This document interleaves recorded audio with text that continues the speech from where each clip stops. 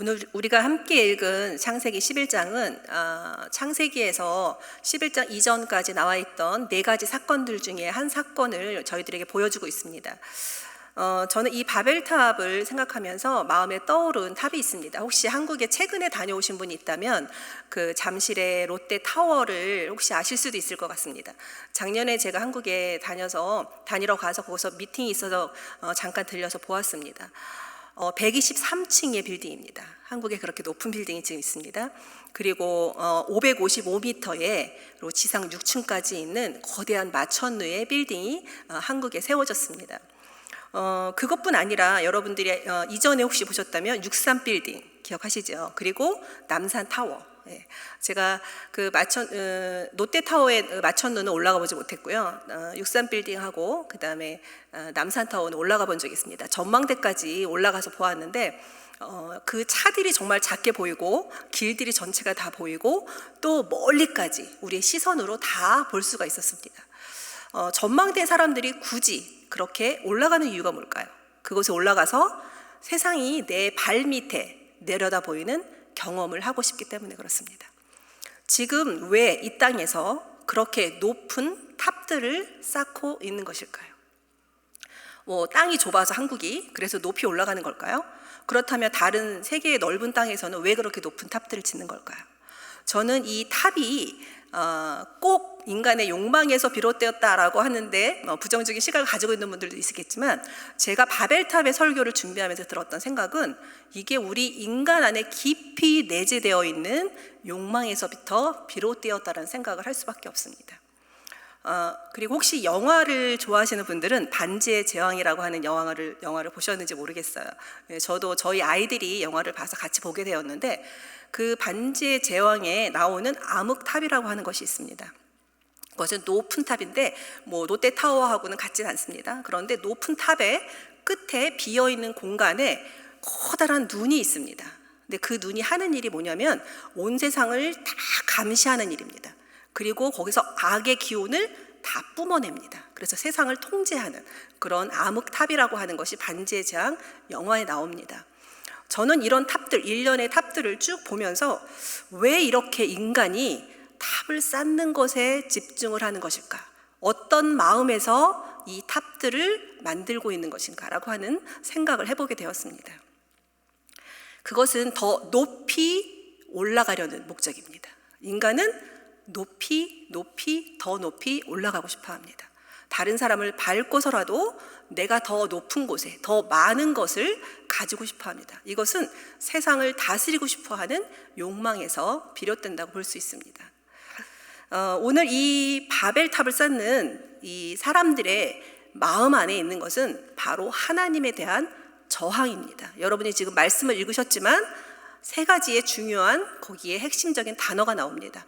하늘에 닿게 하자, 우리의 이름을 내자, 흩어짐을 면하자. 이것은 하나님에 대한 인간들의 도전입니다. 저는 여러분들과 함께 이 세 가지 도전이 무엇인지, 그리고 이것을 어떻게 방향을 바꿀 것인지 한번 같이 오늘 나누어 보기를 원합니다. 첫 번째 이 사건은 창세기에 나와 있는 천지창조, 그리고 죄로 인해서 아담과 하와가 선악과를 따먹으면서 타락하고, 그리고 그 위에 하나님이 새롭게 만드신 땅에서 노아의 그 방주 사건으로 인해서 다시 심판이 이루어지고, 그리고 바벨탑 사건으로 이렇게 네 가지가 쭉 연결되면서 하나님과 인간의 관계를 저희가 조명해 볼 수 있습니다. 여러분들이 이 네 가지를 같이 연결하시면서 말씀을 따라와 주시기를 바랍니다. 첫 번째 도전은 하늘에 닿게 하자. 이것은 신적인 도전입니다. 사람이 하나님이 되고자 하는 그러한 욕망에서 시작된 것입니다. 신의 영역에 도전하는 죄의 결과물입니다. 선악과를 따먹은 마음이 어떤 마음이죠? 내가 신이 되고자, 이 선악과를 따먹으로 인해서 하나님처럼 눈이 밝아져 세상의 지식을 다 알게 될 것이라고 하는 하나님의 신의 영역에 도전하는 것입니다.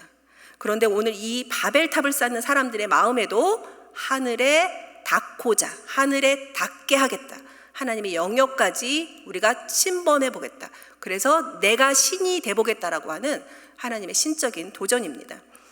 그때 그 당시 사람들은 이 바벨탑을 쌓아서 신의 문을 만들고 싶어 했습니다. 그런데 바벨의 뜻이 무엇인지 아시나요? 바벨은 혼란입니다. 신의 문이 혼란이라는 뜻의 바벨의 그 탑이 된 것입니다. 하나님께서 신의 문을 만들고 싶어하는 인간을 오히려 혼란으로 바꾸어 놓으신 것입니다. 이 바벨탑은 결국 올라가려는 인간의 노력에 이루지 못하고 하나님이 친히 내려오셨다고 말씀에 기록되어 있습니다. 친히 내려와 보셨다고 했습니다. 인간은 하나님의 자리까지 올라갈 수 없다는 것을 보여주는 것입니다. 그리고 결국 그 바벨탑은 미완성으로 끝났습니다. 지금 우리가 이 땅에서도 바벨탑을 짓고 있습니다. 우리의 짓는 바벨탑, 하나님의 자리까지 넘보려고 하는 그러한 시도들도 결국 미완성으로 끝나게 될 것입니다. 성경에서 이 자기의 기념비를 세우려고 하는 인물이 하나 있습니다. 여러분들 혹시 기억하실지 모르겠는데 사무엘상 15장에 누가 나올까요? 네, 사울 왕이 나옵니다. 사울 왕은 하나님께서 아말렉을 진멸하라고 하는 그 말씀에 순종하지 않습니다. 자기가 원하는 것들, 좋은 것들을 골라서 취합니다. 그 마음에 깊숙한 곳에 무엇이 있느냐면 하나님의 말씀을 단순히 순종하지 않은 것이 아니라 하나님의 명령에 순종하지 않는 신적인 도전의 마음이 그 마음에 있는 것입니다. 어떻게 사울이 물건을 취했다고 하나님께 도전하는 것이냐라고 반문하실 수도 있겠습니다. 그런데 사울이 그것을 취하고 나서 그 다음에 무슨 일을 했는지를 보면 알 수 있습니다. 사울이 그 다음에 한 일은 12절에 보면 자기의 기념비를 세웠다고 되어 있습니다. 그 싸움이 하나님께 있습니다. 그러면 싸움을 이기게 하신 하나님께 경배하고 제단을 쌓아야 합니다. 하나님의 기념탑을 쌓아야 하는데 사울 왕은 내려가서 자기의 기념탑을 세웁니다. 그것은 사울 왕의 마음에 하나님에 대한 도전과 저항과 자기가 왕의 자리, 진짜 왕의 자리로 올라가고 싶어하는 그러한 마음에서 비롯되었다고 우리가 알 수 있습니다. 그 다른 또 면으로 보면 사무엘 선지자가 와서 사울 왕에게 질책을 합니다. 왜 그렇게 했느냐고 강하게 질책을 합니다. 사울 왕이 이 사건으로 하나님께 버림받고 왕이 되지 못하는 사건의 시발점입니다. 그런데 사무엘 선지자의 질책을 받은 사울 왕의 태도는 어땠을까요? 회개하고 하나님께 용서를 구했어야 합니다. 그런데 그렇게 하지 않습니다. 사울 왕의 마음에는 지금 무엇이 있냐면 내가 왕이고 백성들이 나를 따르지 않으면 어떡하지라고 하는 그 마음이 가득합니다. 그래서 사무엘에게 이렇게 얘기합니다. 나랑 같이 가서 저 사람들에게 내 위신을 세워달라. 사울 왕의 지금 마음에는 하나님이 없습니다. 왜냐하면 하나님의 자리를 넘보고 있는 것입니다. 하나님께서 사울 왕을 미련하고 미약한 자리에서 세워주셨습니다. 그럼에도 사울 왕은 하나님을 인정하지 못하고 자기가 왕으로서 충분히 그 자리를 유지할 수 있다고 생각하는 것입니다. 그러면 지금 우리가 살고 있는 시대에는 이런 시도들이 없을까요? 신적인 도전들을 우리는 지금 하지 않을까요? 우리는 교회이기 때문에 내가 하나님이다라고 하는 생각은 하지 않습니다. 그러나 세상의 많은 곳에서 마치 자기가 하나님인 것처럼 하는 시도들이 일어나고 있습니다. 생명을 자기 마음대로 주장합니다. 수많은 아동 학대들이 일어납니다. 그 생명이 하나님께 있습니다. 자기가 조정할 수 있다고 생각합니다. 그러한 것들도 지금 우리 사회 안에서 수많이 일어나고 있는 신적인 도전들이라고 저는 보여집니다. 그 다음에 두 번째 도전은 통치권의 도전입니다. 자, 두 번째, 하늘에 닿게 하고 그 다음에 무슨 말이 나오냐면 우리의 이름을 내자라고 이야기합니다. 우리는 하나님의 그 창조의 창조물입니다. 피조물이에요. 창조자는 하나님이고 우리는 피조물입니다. 그것을 가장 잘 보여주는 것이 선악과입니다. 하나님께서 에덴 동산에 인간을 놓으시고 선악과를 주신 이유는 단 하나입니다. 내가 창조자, 너는 피조물. 그 관계를 명확하게 하는 장치인 것입니다. 그런데 아담과 하와는 어떻게 하죠? 피조물의 자리를 버리고 창조주의 자리까지 넘보는 선악과를 따는 선택을 하게 됩니다. 우리는 하나님의 형상으로 지어졌고 그분의 이름을 내고 그분을 예배하고 그분께 영광을 돌려야 하는 피조물임에도 불구하고 인간은 창세 전부터, 그때부터 이미 하나님을 저항하고 자기가 왕이 되려고 하고 자기가 창조주가 되려고 하는 이런 통치권에 대한 도전들을 하고 있었습니다. 바벨의 시대에도 문명이 발달한 도시입니다. 바벨은 도시인데요, 그곳에 문명이 발달해서 수많은 첨단의 문화들이 있었습니다. 그리고 그곳에 탑을 세우게 된 것입니다. 인간들이 하나님의 통치 아래 있기를 원하지 않고 자기가 세상을 통치하고 싶었던 것입니다. 하나님께서 자기의 이름을 내려고 하는 인간들을 향해서 어떠한 조치를 취하십니까? 그것은 바로 언어를 혼잡케 하는 것입니다. 언어가 혼잡해짐으로 인해서 인간들은 세상을 내가 다 다스릴 수 있다라고 생각했었는데, 언어 하나가 바뀜으로 인해서 사람들 간의 소통이 더 이상 되지 않았습니다. 막혔습니다. 저는 이제 미국에 온 지 한 16년 됐는데요, 제가 지금도 영어 때문에 굉장히 고생을 합니다. 늦게 미국에 와서 그런지 저희 아이들은 영어를 잘하게 됐는데 저는 지금도 영어가 너무나 어렵습니다. 아무리 노력을 해도 영어가 잘 늘지도 않고, 또 뭐 하다 보면 사람들하고 이렇게 혹시 뭐 기본적인 소통을 한다고 해도 저 사람이 정말 하고 싶은 얘기가 뭐지? 라고 하는 고민을 하게 됩니다. 그리고 어떤 일 처리를 할 때에도 영어로 해야 되면 여러 번 고심하고 다시 보고 단어를 잘못 해석하지 않았나 이렇게 들여다보고 막 이러면서 어려움을 겪고 있습니다. 막 울렁증이 생기기도 하고 막 그렇습니다. 그런데 지금 저희에게는 그래도 필요하면 아이들한테 이거 해석 좀 한번 해봐라, 내가 잘하고 있니? 물어볼 사람이 있어요. 그리고 요즘은 번역기가 너무 잘 나옵니다. 그래서 번역기에 넣으면 해석 다 해줍니다. 그런데 이 당시에는 언어가 하나밖에 없었던 그 바벨의 시대에는 언어가 달라짐으로 인해서 이 사람들에게는 완전한 막힘이 일어난 것입니다. 모두가 서로 소통할 방법이 없습니다. 오해와 왜곡이 생길 수밖에 없고, 그 다음에 자기네 문명을 이루어 나가는데 그런 모든 것들이 막힌 상황이 되었습니다. 하나님께서 왜 그렇게 하셨을까요? 인간에게 너희의 이것이 한계다라는 것을 보여주는 것입니다. 아무리 우리가 뛰어난 생각을 하고 무엇을 하고 모든 문명을 만들 것 같아도 하나님께서는 우리에게 너는 나의 피조물로 이런 한계를 가지고 있다라는 것을 명확히 보여주고 싶었던 것입니다. 언어 하나만 달라져도 인간은 그 다음에 스텝을 진행하면서 나아갈 그런 힘이 없습니다. 창세기 21장 33절을 제가 읽어드리겠습니다. 아브라함은 부엘세바에 에셀나무를 심고 거기서 영원하신 여호와의 이름을 불렀으며. 자, 아브라함이 여호와의 이름을 불렀습니다. 그 바벨 시대까지는 인간들이 자기의 이름을 내었어요. 그런데 하나님께서 선택한 백성 아브라함의 시대에 와서 드디어 아브라함이 여호와의 이름을 부르게 됩니다. 이게 세상을 향해서 나아가 자기의 탑을 쌓는 사람들과 하나님의 백성과의 차이입니다. 세상에서는 자기의 이름을 냅니다. 내가 어떻게든 높아지고 내가 어떻게든 내 이름을 내고 어떻게든 내가 위대한 사람으로 보이고 싶어하는 세상의 가치와 다르게 하나님의 백성은 여호와의 이름을 내고 그분의 영광을 드러내고 그분을 위한 삶을 사는 선택을 하게 됩니다. 이것이 극명하게 아브라함 시대에 와서 달라지게 됩니다. 세 번째 도전은 지상 명령에 대한 도전입니다. 우리가 아까 읽은 창세기 11장에 보면 하늘에 닿고자 한다. 두 번째, 우리의 이름을 내자. 세 번째가 흩어짐을 면하자입니다.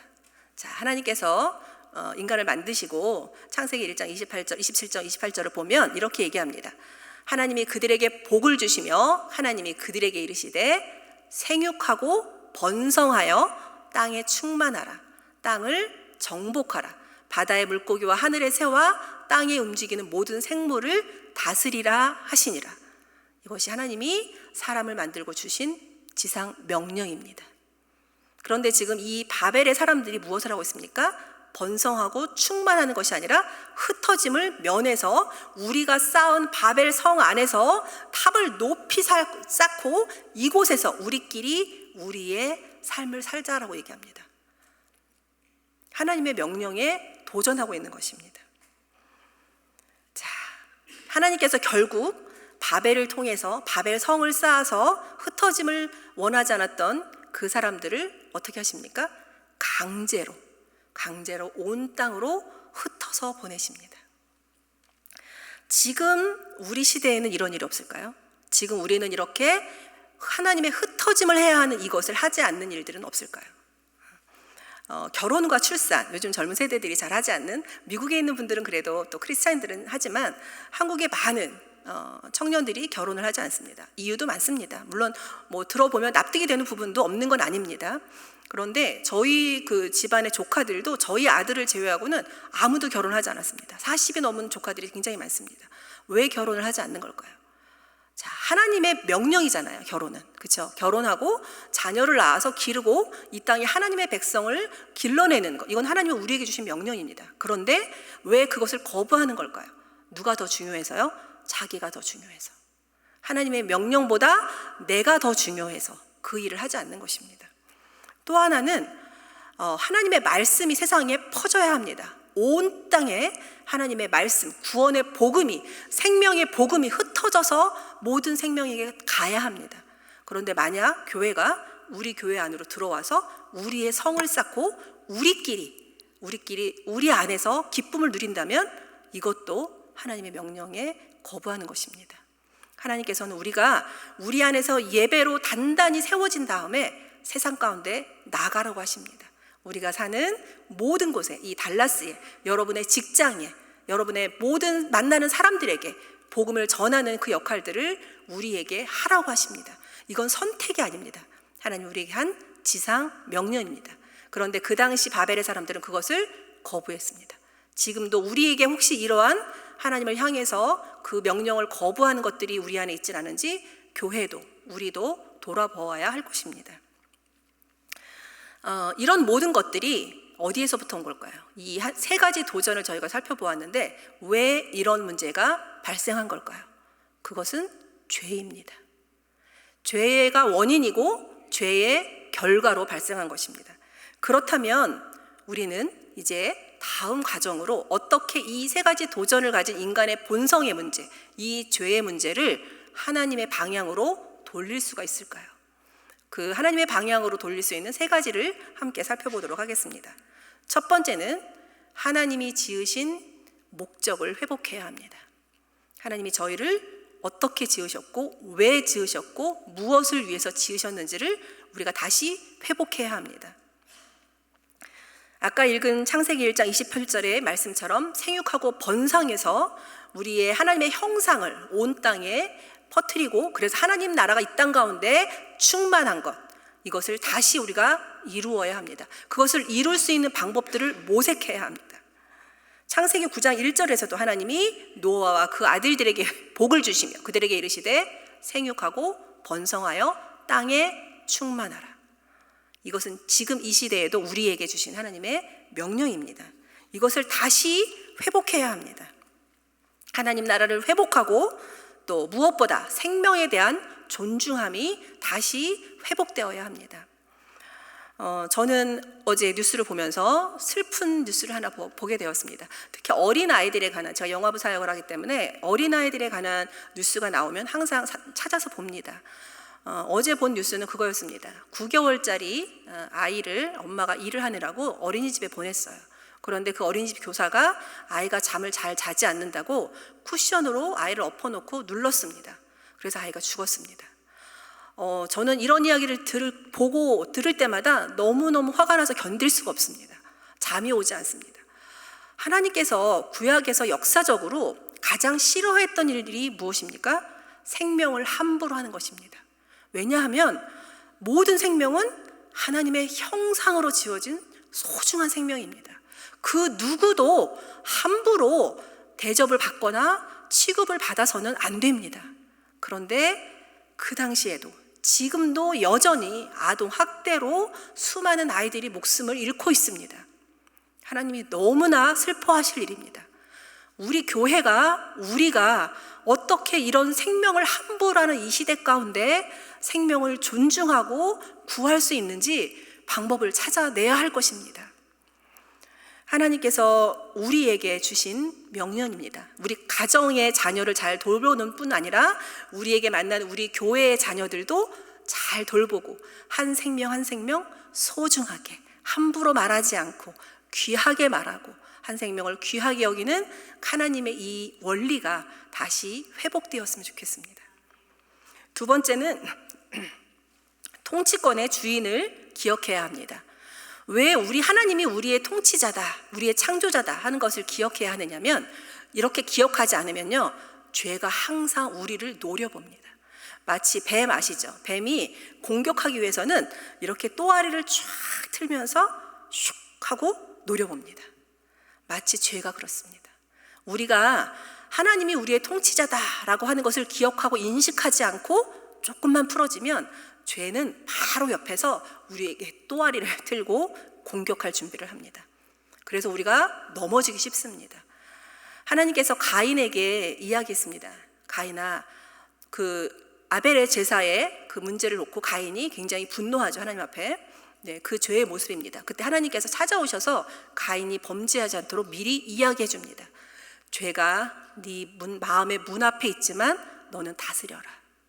네, 지금 우리에게도 마찬가지입니다. 우리가 통치권의 주인이 하나님인 것을 기억하지 않으면 우리 앞에서 죄가 기다리고 있습니다. 뱀처럼 또아리를 틀고 틈만 나면 우리 마음속으로 들여오려고 시도를 합니다. 그래서 우리가 하나님의 백성으로 사는 것이 아니라 세상의 가치로, 세상의 뜻대로 우리가 살도록 우리를 계속 유혹하고 넘어뜨립니다. 하나님의 백성에게도 그렇게 합니다. 하와에게도 그렇게 했습니다. 우리도 넘어지지 말란 법이 없습니다. 넘어지지 않게 살 수 있는 일은 우리의 주인이 하나님이다, 내가 주인이 아니다 라는 것을 항상 기억해야 할 것입니다. 세 번째는 바벨탑 대신 예배의 제단, 기도의 제단, 믿음의 제단을 쌓아야 합니다. 만약에 이 바벨탑 사건이 있고 나서요, 하나님께서 언어를 흩고 바벨탑이 더 이상 지어지지 못하는 상황이 되었을 때, 그 당시 사람들이 만약 회개하고 돌아왔다면 어떤 일이 일어날까요? 역사를 저희가 바꿀 수는 없습니다. 그러나 저는 한번 생각해 보았습니다. 만약 그 사람들이 그 시간에 우리가 잘못했구나, 하나님의 그 통치권을 인정하지 않았구나, 우리가 하나님께 도전했구나 하고 회개의 자리로 가고 거기서 예배의 제단을 쌓았다면, 바벨탑 대신 예배의 제단을 쌓았다면 어떤 일이 일어났을까요?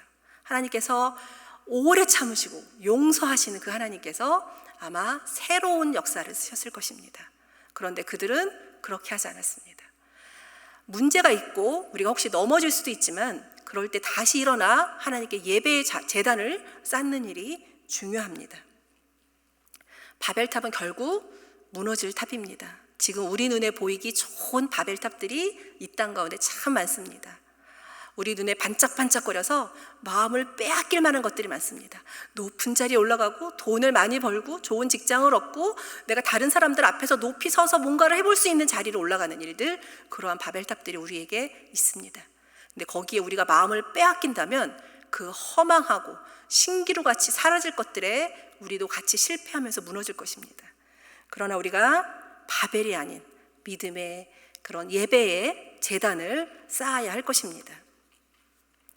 그런데 우리의 힘으로 그게 가능할까요? 우리가 정말 노력만 하면 우리가 이 바벨탑이 아닌 믿음의 제단을 쌓을 수 있을까요? 우리에게는 한계가 있습니다. 늘 우리 안에 가지고 있는 죄성들이 우리를 무너뜨리고 항상 죄나 사단은 우리를 공격합니다. 그래서 우리에게 예수님이 필요합니다. 예수님이 없이는 이 일이 불가능합니다. 예수님이 바벨과 정반대의 행보를 보이셨는데 그것은 무엇입니까? 바벨탑을 쌓으려는 인간은 어떻게 하죠? 위로 자꾸 올라갑니다. 예수님은 하늘에서 이 땅으로 내려오셨습니다. 이게 정반대의 하나님께서 하시는 일이고 예수님께서 우리에게 하신 일입니다. 신이신 예수님이 성육신에서 우리 인간들처럼 이 땅에 내려오셔서 우리 안에 들어오셔서 우리를 위해 십자가를 지시기까지 우리의 이 죄의 문제를 해결해 주셨습니다. 우리는 예수님을 따라가는 사람들입니다. 그래서 바벨을 따라 올라가지 않고 예수님을 따라 우리도 내려가는 자리에 가야 할 것입니다. 예수님의 그 모습을 가장 잘 보여주는 구절이 빌립보서 2장 5절에서 11절입니다. 말씀이 좀 길지만 저희가 한 절씩 같이 읽었으면 좋겠습니다. 같이 다 같이 읽겠습니다. 좀 길지만 네, 지금 보이시죠? 같이 읽겠습니다. 시작. 너희 안에 이 마음을 품으라. 곧 그리스도 예수의 마음이니 그는 근본 하나님의 본체시나 하나님과 동등됨을 취할 것으로 여기지 아니하시고 오히려 자기를 비워 종의 형체를 가지사 사람들과 같이 되셨고 사람의 모양으로 나타나사 자기를 낮추시고 죽기까지 복종하셨으니 곧 십자가에 죽으심이라. 이러므로 하나님이 그를 지극히 높여 모든 이름 위에 뛰어난 이름을 주사 하늘에 있는 자들과 땅에 있는 자들과 땅 아래에 있는 자들로 모든 무릎을 예수의 이름에 꿇게 하시고 모든 입으로 예수 그리스도를 주라 시인하여 하나님 아버지께 영광을 돌리게 하셨느니라. 아멘. 네, 하나님이 처음 세상을 만드셨던 그 일을 예수님이 그대로 다시 이루셨습니다. 우리가 만드신 하나님의 목적, 하나님께 예배하는 사람, 하나님의 형상대로 이 땅에 살고 하나님의 백성이 되고 하나님께 그 이름을 높여드리고 하나님께 영광을 돌리는 그 일을 우리는 실패했지만, 인간은 실패했지만 예수님이 이 땅에 내려오셔서 십자가의 죽으심으로 복종하심으로 낮아지심으로 그렇게 그 일을 이루셨습니다. 그래서 우리는 할 수 없지만 우리가 예수님을 따라간다면, 예수님을 우리 마음에 믿고 그분처럼 살기 위해서 애를 쓴다면 우리도 예수님의 능력으로 그런 삶을 살 수 있게 될 것입니다. 하나만 더 읽어보겠습니다. 누가복음 4장 18절에서 19절입니다. 다 같이 읽겠습니다. 주의 성령이 내게 임하셨으니 이는 가난한 자에게 복음을 전하게 하시려고 내게 기름을 부으시고 나를 보내사 포로된 자에게 자유를, 눈먼 자에게 다시 보게 함을 전파하며 눌린 자를 자유롭게 하고 주의 은혜의 해를 전파하게 하려 하심이라 하였더라. 자, 예수님이 오신 목적이 여기에 다 들어있습니다. 우리는 죄가 있기 때문에 이 땅에서 살면 아무리 우리가 노력을 해도 애를 쓰고 많은 것을 가져도 우리의 삶은 어려울 수밖에 없습니다. 눌릴 수밖에 없습니다. 상처투성이인 삶을 살 수밖에 없습니다. 그런데 예수님은 이 땅에 오셔서 어떻게 하신다고요? 눌린 자를 구해주고 억압되어 있는 것들을 풀어주고 우리를 자유케 하고 치유하시고 해방해 주신다고 합니다. 예수님께서 이 땅에 오셔서 낮은 곳으로 가셨습니다. 눈먼 자에게 가셨고요, 병든 자에게 가셨습니다. 그 예수님을 따르는 우리는 어디를 가고 있을까요? 우리는 혹시 높은 곳을 보고 있지 않습니까? 정말 예수님처럼 이 낮은 곳을 향해서 우리의 눈이 보고 있을까요? 바벨의 세상은 어떤 세상입니까? 질밟는 세상입니다. 싸우는 세상입니다. 경쟁하는 세상입니다. 어떻게든 다른 사람을 누르고 내가 가지려고 하는 세상입니다. 그러나 예수님이 우리에게 주신 세상은 어떤 세상입니까? 나누고 배려하고 섬기고 헌신하는 그러한 세상입니다. 예수님께서 이 땅에 오셔서 우리에게 주신 세상이 여러분들을 통해서 여러분이 사는 그 모든 곳에 흘러갔으면 좋겠습니다. 여러분들을 만나는 사람들은 묶인 것에 풀어지고 자유케 되고 생명을 얻는 일이 우리 교회와 여러분들을 통해서 일어났으면 좋겠습니다. 여러분들이 만들고 있는 세상은 어떤 세상입니까? 혹시 바벨의 세상일까요? 하나님의 나라일까요? 여러분들이 보고 있는 곳은 어디입니까? 바벨입니까? 그 휘황찬란한 문명 같은 바벨입니까? 아니면 하나님의 우리에게 주신 그 은혜, 예수님의 십자가입니까? 말씀을 정리해 보겠습니다. 오늘 우리가 함께 바벨을 통해서 인간의 도전들과 또 우리가 나아갈 방향들을 함께 살펴보았습니다. 여러분 안에 혹시 바벨이 있는지 돌아보았으면 좋겠습니다. 우리는 죄인이기 때문에 나도 모르게 그 죄의 결과들이 내 안을 유혹하고 사로잡을 수 있습니다. 가정에서 내 자녀들을 양육할 때 하나님의 방식으로 양육을 하는지 아니면 내가 원하는 대로 아이들에게 요구하는지, 세상에서 좋아하는 것, 세상이 요구하는 대로 우리 자녀들을 양육하지는 않는지, 내가 자녀들을 쥐고 흔들고 통제하려고 하는 것은 아닌지, 우리의 자녀는 우리의 것이 아닙니다. 하나님의 것입니다. 하나님의 형상으로 지어진 하나님의 창조물입니다. 그런데 우리가 마치 통치자인 것처럼 우리의 자녀들을 흔든다면 그것도 하나님에 대한 도전이 될 것입니다. 또 하나는 우리가 하는 사역입니다. 여러분들이 하는 그 사역의 목적이 어디에 있습니까? 혹시라도 내 이름을 내는 것이라면 하나님의 이름으로 바꾸어야 할 것입니다. 혹시라도 내가 내 사역을 통제해서 내 맘대로 주관해서 하고 싶다면 그것을 제단으로 바꾸어야 합니다. 그래서 하나님이 통치하시고 그저 우리는 낮게 낮아져서 예수님처럼 그렇게 헌신의 자리로 미랄로 죽기까지 우리의 사역이 그러한 자리까지 나아가야 할 것입니다. 이번 한 주 여러분들이 바벨탑 대신 예배의 제단, 믿음의 제단, 기도의 제단 그곳에 나아가셔서 우리 안에 자꾸 솟아올라오는 그런 욕망과 죄의 결과들이 우리를 사로잡지 않도록 이번 한 주 그렇게 예배의 제단에서 승리하는 우리 모두가 되기를 간절히 바랍니다. 기도하겠습니다.